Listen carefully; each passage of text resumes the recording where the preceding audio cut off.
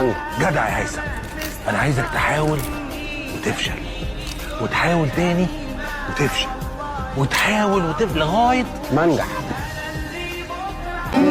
يعني انت لو رحت للمدرس وقلت له افرض انا بدات من دلوقتي، والمدرس ده قال لك لا ما لو بدات من دلوقتي مش هتتساوى، ربنا مش هيساويك مع اللي بدا من الاول، على سبيل المثال ده كان رده.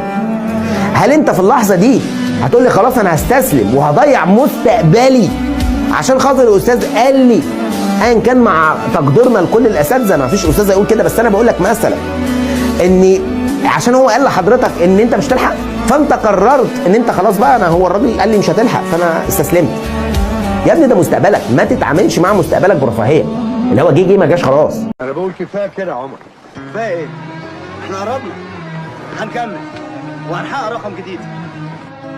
اجمد كده ولا لا بص ما تعيطش، مش عايزك كده، ها؟ اجمد، لسه اللي جاي جامد. انا خايف اكون بعافر على الفاضي، وخايف ابطل عافر. طبيعي وانت في السن الصغير ده تكون تايه بين احلامك، بس صدقني هتكون بداية طريق احسن ليك، ربنا كتبهولك، بس طريق مش سهل وانت قدها. واحد بيسأل حد يعني بيقول له الى متى تقاوم؟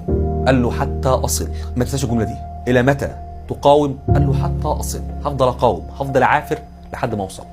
فقم وقاوم، ولسه الطريق طويل بس الامل اطول، وما دمت انا ماشي لازم في يوم اوصل. وقصتك لم تنتهي بعد، انت بطل قصتك وقصتك لم تنتهي بعد، بس خليك بطل بجد، خليك بطل بجد، ووقت الجد فوق وسد.